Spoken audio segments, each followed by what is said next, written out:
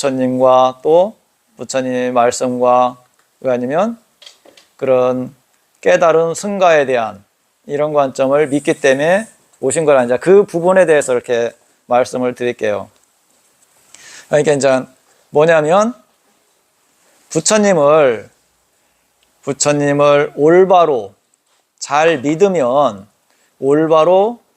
믿으면 천상에 태어난다 이런 거예요. 그러니까 그냥 부처님을 믿습니다 이건 뭐예요? 이런 관점을 말씀하시는 게 아니고 부처님에 대해서 올바로 이해하고 믿었을 때 천상에 태어날 수가 있다 그런 내용이에요. 이와 같이 나는 들었다 한때 모칼라나 존자는 사와띠에서 젯다 수비 아나타 삐띠가 원님의 머무셨다. 모칼라나 존자가 누구예요? 목련 존자잖아요. 그분께서 부처님의 왼팔 오른팔 그게 상수제자라 그죠? 그 다음에 또 목련 존자하고 또 어떤 분이 상수제자죠? 목련 존자하고 사리불 존자께서 상수제자라 두 분이 상수제자고 가섭존자는 상수제자에 들어가시지는 않아요. 그런데 이제 우리가 알고 있는 상수제자는 사리불 존자와 목련 존자.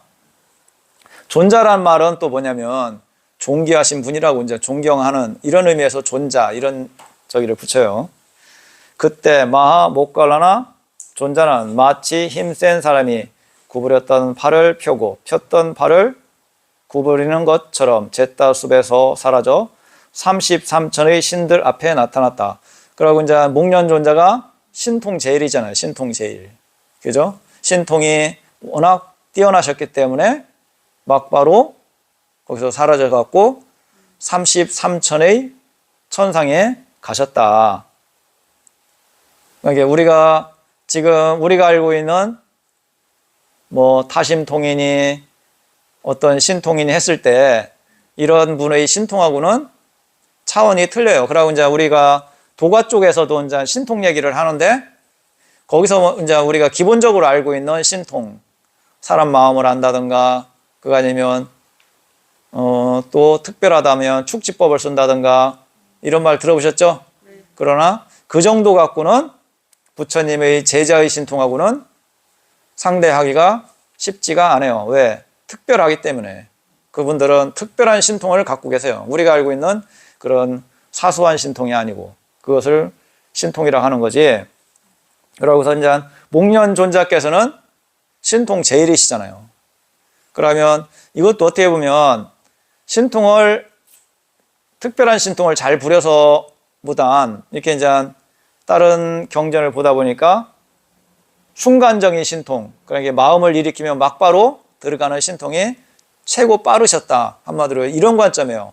신통은 똑같은데, 오신통은 똑같은데 신통의 어떻게 보면 순발력의 차이. 뭐 어떤 사람은 예를 들어 신통이 열렸는데 5초 안에 신통을 들어갔는데 목련 존자께서는 마음을 일으키자마자 막바로 그렇게 빠른 속도로 잘 하실 수 있는 그렇기 때문에 신통 제일으로 이렇게 들어가신다고 해요. 그때 신들이 왕 사가가 이제 그 33천에 가시니까 거기에 누가 계셨어요? 신들이 왕 사가가 500명의 신들과 함께 마 모칼라나 존자에게 다가갔다. 가서는 모칼라나 존자에게 절을 올리고 한곁에 섰다. 한곁에 선 신들이 왕 사가께서 마 모칼라나 존자에게 이렇게 말했다. 그러니까 여기서도 신들이 왕이기 때문에 부처님의 제자예요? 아니에요? 어떻게 생각해요? 33천에 가셨어. 그런데 거기 갔더니 신들의 왕이 계셨어. 사가께서. 그러면 신들의 왕은 부처님 제자예요? 아니에요? 제자예요? 제자일 수도 있고 아닐 수도 있어요. 왜 제자일 수도 있고 아닐 수도 있냐면 부처님께서는 절대적인 신이 아니요. 스승이지. 그분들이 부처님한테 귀의하면 부처님의 제자가 되는 거고, 귀의하지 않으면 제자가 아니에요. 신들도 많은 신들이 계신데 부처님을 좋아하는 분들도 있고 불편해하는 분들도 계시다게요. 왜 부처님을 좋아하는 분도 있고 불편해하는 분들이 계실까요?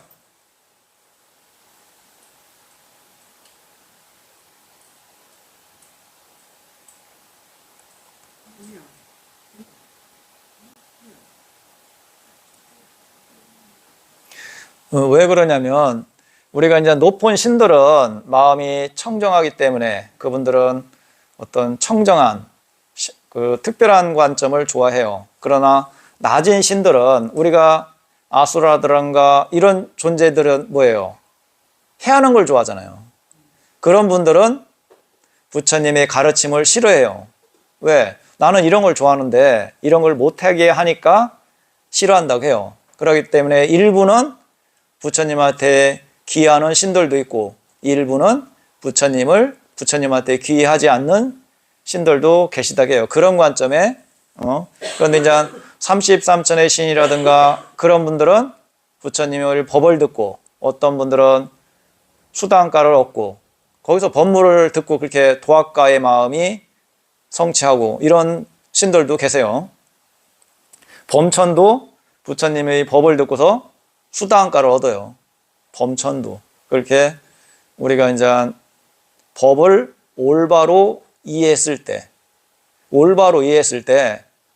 부처님을 올바로 부처님에 대해서 알고 믿었을 때 천상에 태어나는 거지 그냥 단순히 부처님을 믿습니다. 이 정도 갖고는 약하다. 다시 그때 신들이 왕 사가가 500명의 신들과 함께 마하 모갈라나 존자에게 다가갔다. 가서는 모갈라나 존자에게 절을 올리고 한곁에 섰다. 한곁에 선 신들이 왕 사가에게 모갈라나 존자는 이렇게 말했다. 그러니까 모갈라나 존자께서 신들의 왕한테 이제 말씀드리는 거예요. 신들의 왕이여, 부처님께 귀의하는 것은 참으로 장한 일입니다. 신들의 왕이여, 부처님께 귀한 인연으로 여기 어떤 중생들은 몸이 무너져 죽은 뒤 좋은 곳 천상세계에 태어납니다.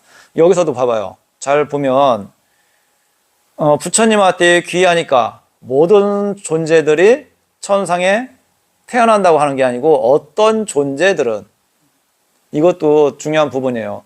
어떤 존재들이라는 것은 올바로 부처님을 올바로 이해하고 믿었을 때 천상에 태어나는 거지, 그냥 부처님을 믿습니다, 부처님은 훌륭한 분입니다, 이거 그래야 좋은 데 태어난다 하니까 이런 관점의 믿음 갖고는 약하다는 거예요.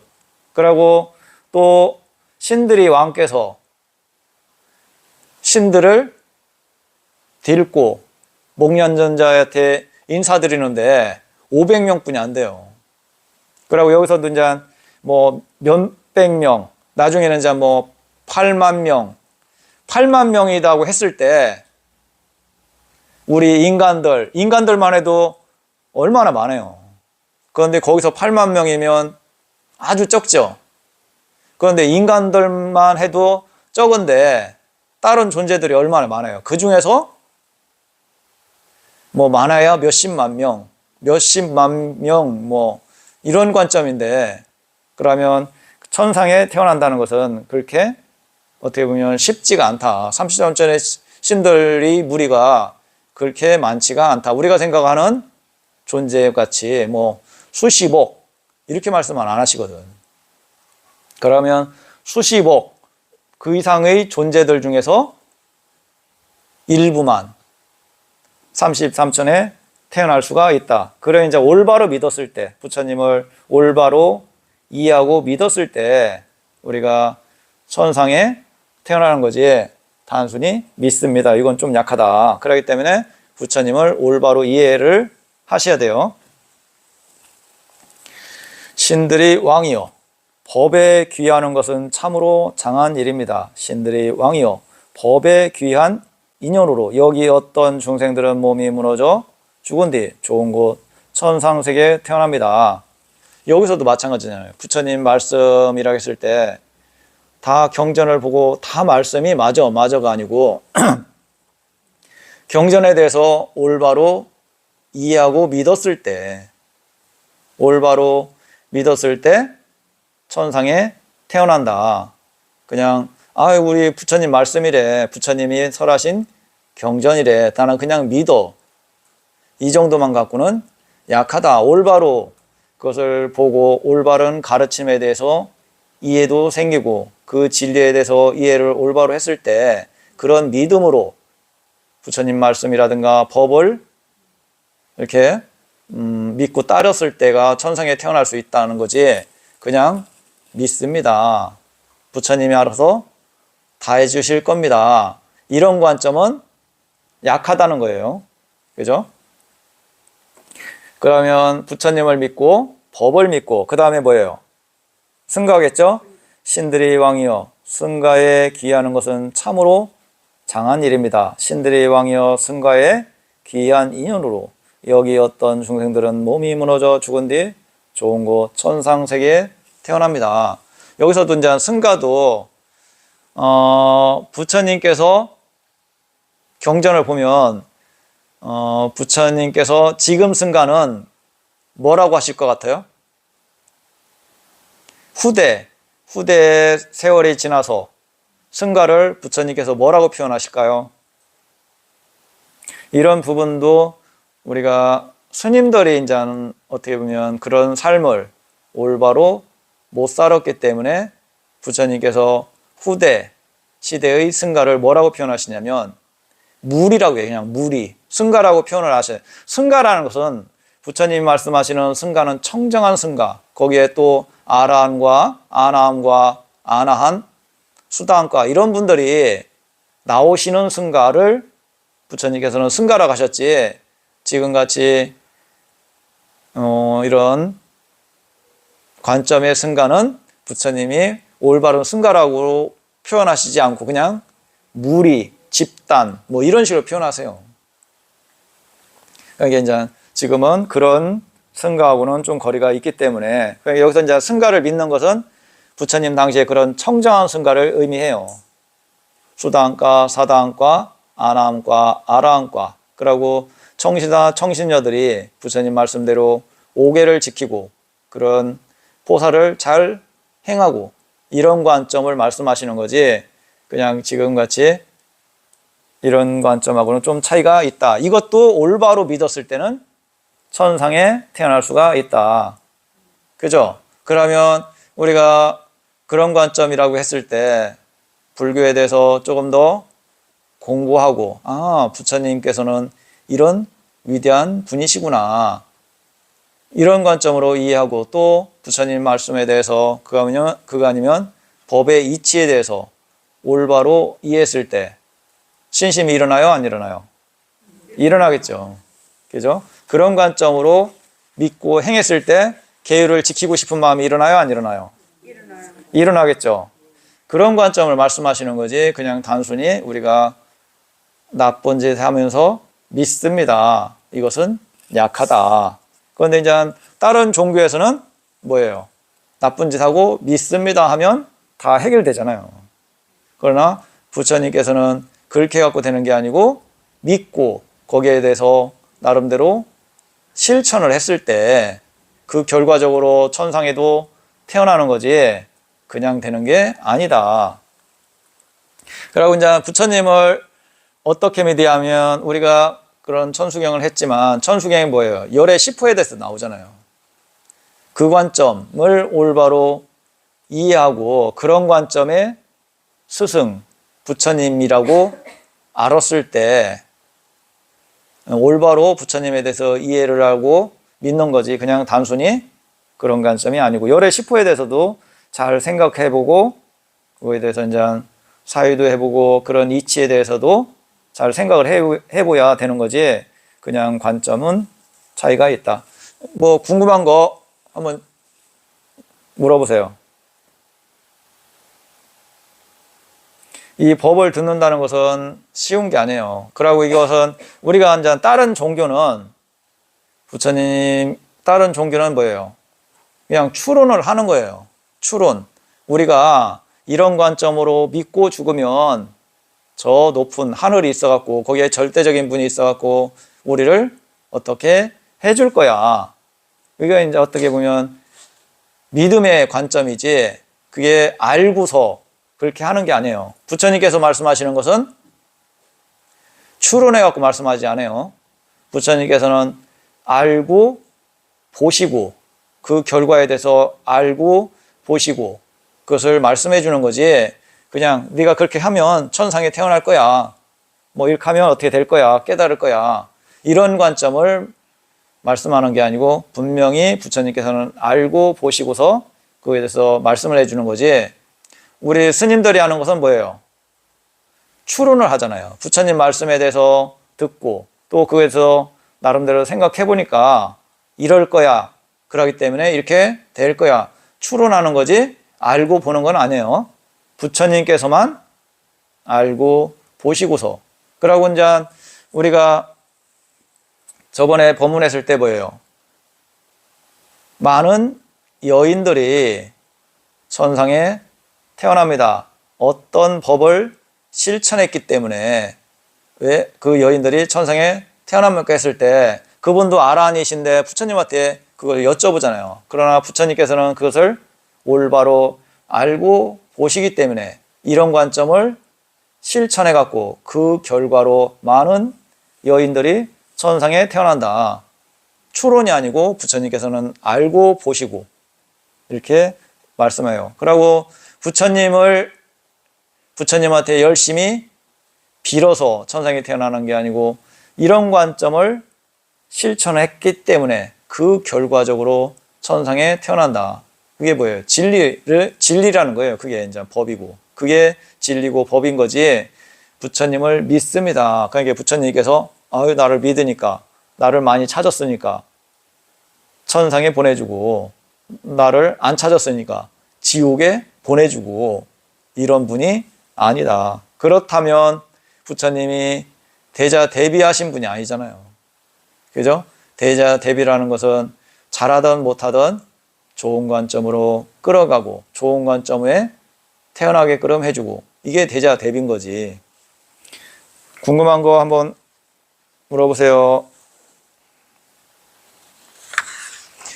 천상에 태어나는 게 우리가 여기서는 어떻게 보면 또 부처님께서는 쉽게 말씀하셨어요. 최고 천상에 태어나기가 쉬운 건 뭐냐면 부처님을 확실히 나름대로 믿는다고 생각하고 그 다음에 부처님의 가르침을 믿고 그 다음에 뭐예요? 승가를 확실히 믿고 그 다음에 뭐예요? 오계를 나름대로 잘 실천했다면 이 사람들은 악천에는 안 태어나요. 그러고 내가 진짜 자부심을 갖고 잘 실천했어. 그러면 뭐예요? 천상의 조건이에요. 그런데 이제 여기서 불법승 삼보에 대한 견해가 확립됐어. 그것을 올바른 견해로 확립됐어. 그 다음에 오계를 아주 잘 지켜. 이것은 수단가예요. 그게 수단가예요. 이 사람은 부처님께서 그래. 이런 부분을 부처님께서 뭐라고 말씀하시냐면 안한존자께서 이 제가자가 죽었습니다. 이 제가자는 어디에 태어났습니까? 또 어떤 여인이 죽었습니다. 그 여인은 어디에 태어났습니까? 어떤 비구가 죽었습니다. 이런 식으로 삼고 이제 계속 그런 일이 생길 때마다 부처님한테 여쭤보니까 부처님께서 그렇게 물어보지 마라. 그러면서 이제 이런 관점으로 잘 실천한 사람은 선언할 수가 있다. 나는 어떤 악처에는 태어나지 않고 뭐를 이런 식으로 이제 선언할 수 있다고 해요. 그게 이제 부처님 불법승 삼보에 대한 확실한 믿음. 그리고 이제 거기 믿음이라는 것은 견해가 어느 정도 법에 대한 이런 안목과 그런 관점의 확실한 견해의 확립. 그 다음에 오계. 이게 확실하다면 수단가락이에요. 선언할 수가 있다고 해요. 스스로. 그거에 대해서 하도 물어보니까 부처님께서 그러면 그런 존재는 죽으면 선처, 선상 이런 관점. 그리고 여기서도 이제 또 중요한 게 이런 부분도 생각해 봐야 돼요. 내가 5계를 지키고 보시를 많이 해갖고 천상에 태어났어요. 그런데 이런 특별한 스승이 그 천상에 오셔갖고 법을 설하는데 못 알아들어. 아이, 참 좋은 말이지. 아유, 훌륭한 말인데 와닿지가 않아. 그러면 도학가의 마음이 안 일어나요. 그런데 이제 인간 세상에서 부처님을 믿고 진리에 대해서 많이 들었고, 그러고 계율도 지키면서 잘 살아가고 천상에 태어났어. 그런데 특별한 존재가 그 천상에 와서 법을 설하면 대부분의 존재들이 수단가를 확립할 수가 있어요. 그러면서 그 세계에서 마지막까지 아라한을 성취할 수 있다고 해요. 경전에서는 그런 말씀이 많이 나와요. 그런 대목들이. 거기서 믿어갖고 수행하다가 그 세계에 태어나서 부처님의 법을 듣는다든가, 또 부처님이 세상에 안 계실 수도 있잖아요. 그런데 천상의 존재들은 수명이 되게 길고, 그렇기 때문에 거기서 신들의 왕, 범천이라든가 사가천왕이 법을 설해, 부처님 법을 들었기 때문에 법을 설해줘요. 그러면 아, 내가 예전에 그걸 들었던 거지. 아, 맞아. 내가 일하고 있지 않고 수행을 해야겠구나.